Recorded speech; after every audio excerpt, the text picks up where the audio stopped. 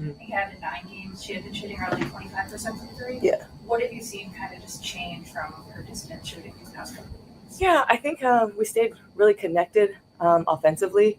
We stayed space. We held space today.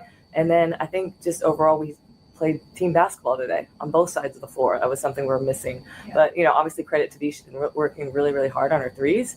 And also, too, with Carla playing another ball handler out there. So it allows V to play a little bit off the ball sometimes. So, yeah, I think V is The Golden State Valkyries coaching staff demonstrated superior strategic preparation and execution during their dominant victory over the Indiana Fever. Their comprehensive approach to team management and player development created significant advantages that exposed fundamental weaknesses in their opponent's system. Natalie Nakase's post-game commentary revealed sophisticated understanding of team dynamics and tactical adjustments that contributed to the decisive outcome. Her emphasis on connected play and spacing highlighted the importance of cohesive offensive systems that maximize individual talents within structured frameworks. And in fairness, Caitlin,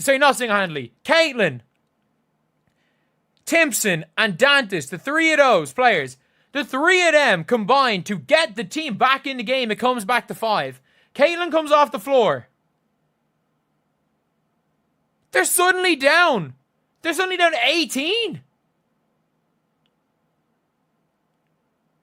What is this team's identity? They're talking about finding their identity. What is it?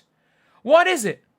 You cannot grind teams. The Valkyries' approach to three-point shooting illustrated modern basketball evolution. Their coaching staff encouraged aggressive shot selection while maintaining quality standards, resulting in exceptional efficiency from long range. This philosophy contrasts sharply with conservative approaches that limit offensive creativity and scoring opportunities. Ball handling distribution emerged as a crucial tactical element in the victory. The coaching staff's decision to utilize multiple playmakers created strategic flexibility that prevented defensive adjustments. Having additional ball handlers allowed primary scorers to operate both on and off ball, maximizing their effectiveness throughout possessions. The ball handler out there, so it allows V to play a little bit off the ball sometimes. So yeah, I think V is probably happy Carla is back. Yeah. I was asking Veronica about just your inside defense. You've done a good job on Indiana and both games this year. They're such a good paint team, and you've done a good job generally on bigger teams this year. What do you guys do so well, even when you have the size difference that you generally do against rim protectors, to really just kind of defend the game so well? Just again, study how they're getting their paint points. Yeah. You know what I mean? So again, Kasib, Powell had an amazing game plan. How we're going to be disruptive, and then just again. Defensive preparation represented another area where the Valkyries excelled beyond expectations. Despite size disadvantages against interior-focused opponents, their coaching staff developed specific game plans that neutralized post-scoring opportunities through team coordination and strategic positioning. The emphasis on mental toughness throughout the contest reflected comprehensive team development that extends beyond technical skills. Nakase's focus on maintaining intensity during fatigue demonstrates understanding of psychological factors that often determine competitive outcomes in professional athletics. You cannot tactically try to grind teams down to scoring less than 60 and win a game in the 60s if you employ Caitlin Clark. You can't do that. You can't try to grind teams down. I understand grinding teams down to non-Caitlin Clark minutes. You cannot try to grind teams down in the Caitlin Clark minutes. When Caitlin Clark was on the floor, at least the offense looked somewhat okay. And Caitlin wasn't good today. She wasn't good today.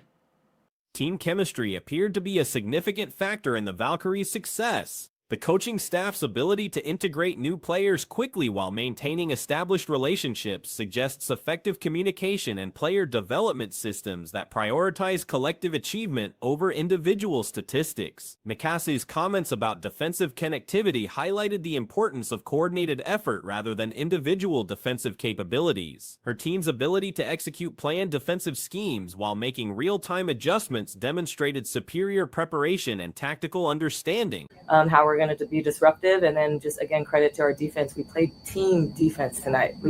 I'd say the last 2 games we weren't playing team defense. It got a little bit individual. So again, credit to our players just being coachable, and then Kasib Powell obviously with that game plan. So when we're connected, team defense usually ends in a good result.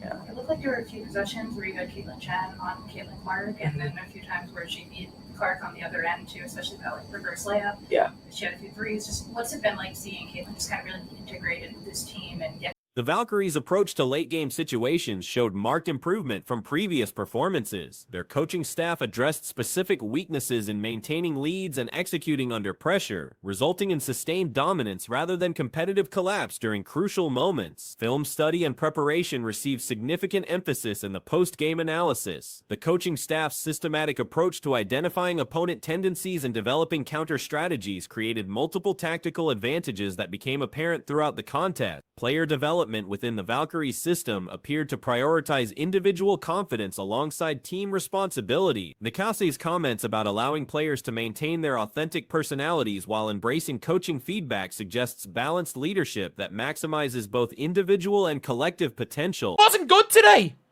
She wasn't good today. But at least it looked like we were trying to score. It looked like we might score. It looked like we might score when Caitlin Clark's on the floor. In those 16 minutes Caitlin Clark was off the floor, I'm not joking when I say this, we probably had 8 points. No, that's an exaggeration. We probably had 12 points. 12 points maybe? When Caitlin was off the floor. 12 points. The expansion team experience provided unique challenges that the Valkyries coaching staff navigated successfully. Building organizational culture and establishing playing identities requires exceptional leadership and clear communication of expectations and standards. Nakase's present-focused mentality demonstrated professional maturity that prevents distractions from affecting current performance. Her emphasis on immediate responsibilities rather than future concerns creates team environments conducive to consistent execution and preparation. Team and get more comfortable. Honestly, like, she deserves everything, every minute she has, just based off of her hard work. And what Caitlin also brings is just a smile to everyone's face. Caitlin Chen does not have a bad day. She brings so much energy and so much joy. And when a person's like that too, you could tell they're just super confident, right? Because they're just free and they're themselves. So I think that's what you see is like our team and our coaching staff, they just embrace who she is. And we just allow her to have fun. Like, I was able to get on her with her turnovers.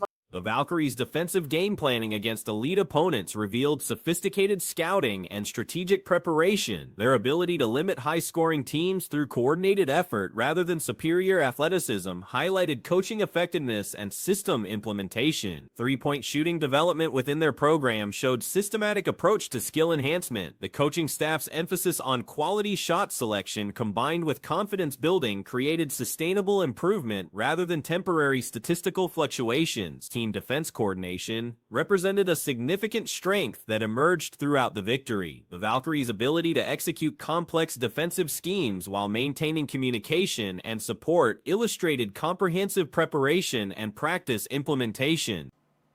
And I think that would be almost maybe accurate. Maybe accurate. The Fever blitzed them early. They couldn't live with the Fever early.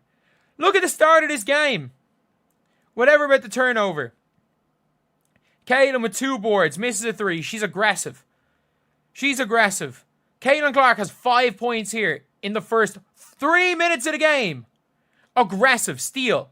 They're pushing it. Caitlin Clark assists Natasha Howard. The integration of returning players demonstrated organizational stability and effective roster management. Coaching staff decisions about playing time and role assignments reflected understanding of individual capabilities within team contexts. Competitive preparation extended beyond technical aspects to include psychological readiness for hostile environments. The Valkyries' coaching staff prepared players for crowd noise and pressure situations, enabling consistent execution regardless of external factors. Post-game analysis revealed sophisticated understanding of opponent tendencies and strategic adjustments. The coaching staff's ability to identify and exploit specific weaknesses while maintaining their own system integrity demonstrated tactical expertise. Who she is, and we just allow her to have fun. Like, I was able to get on her with her turnovers. Like, come on, Caitlin, and she's like, I'm sorry. So it's just, we already feel so close, but because she's coachable. Late games have been a bit of an issue at times this year. Like Atlanta, Phoenix, a few games. This game, you just kept extending the lead. Yeah.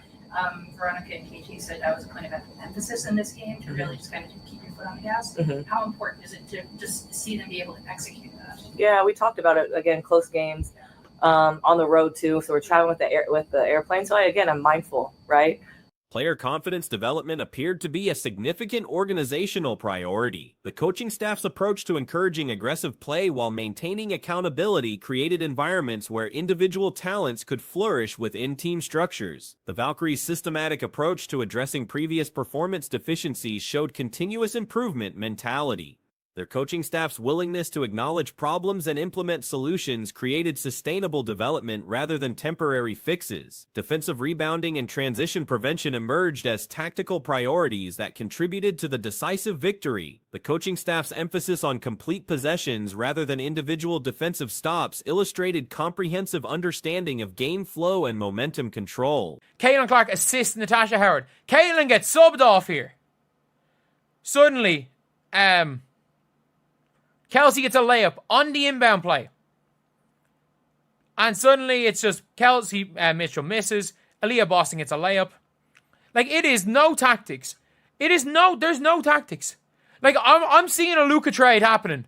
Man, I'm seeing a Luka trade happening. It is very clear.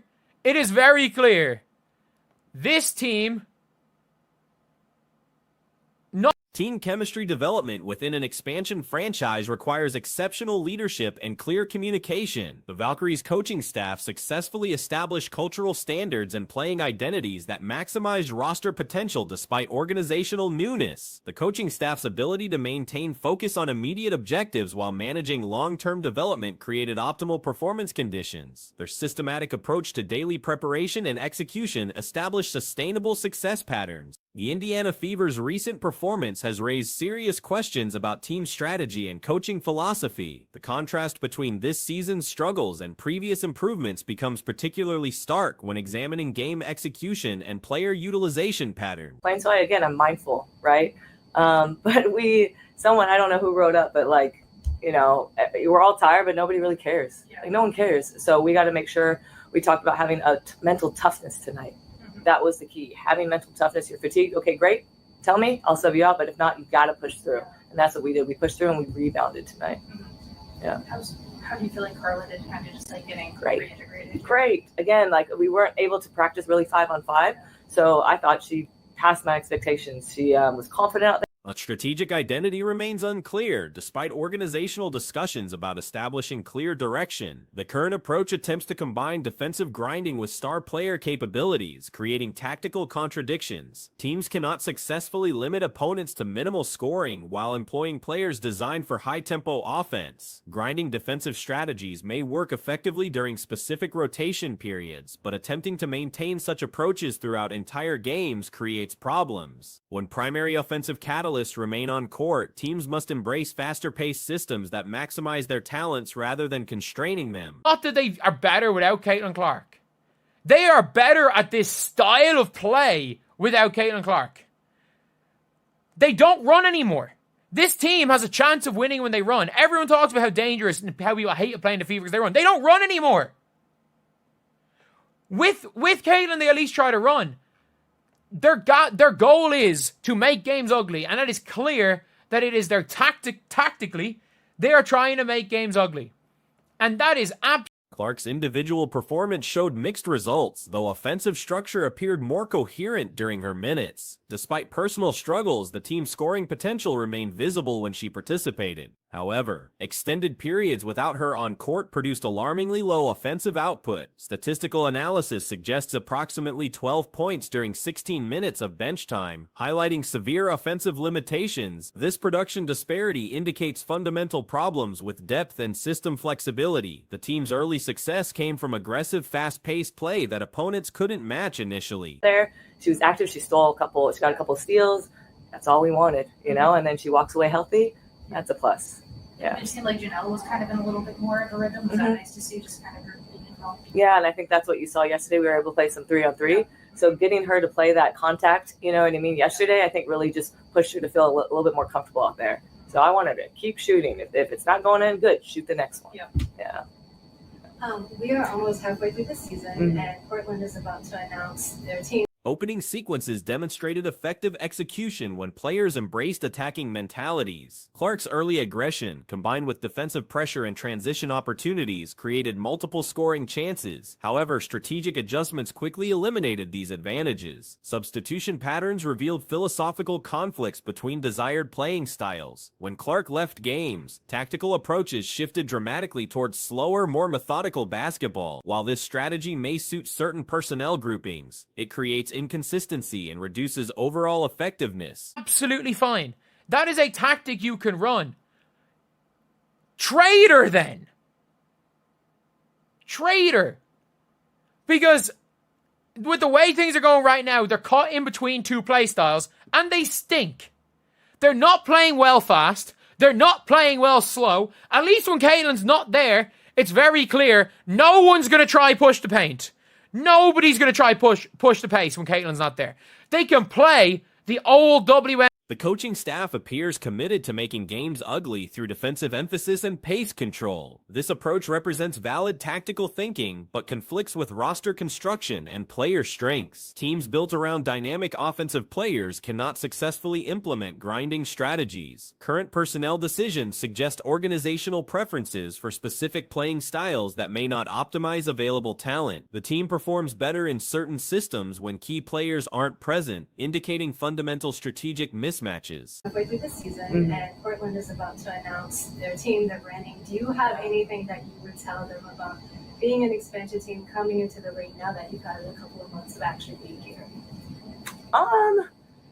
To be honest, I'm so focused now on in season, and if you know me, I am where I am where my feet are, and I stay locked in. Someone just asked me, are you concerned about going to Vegas with the Aces? I'm concerned about where we're eating when we land because I'm going to be starving. So hopefully we can go to Javier's or something like that.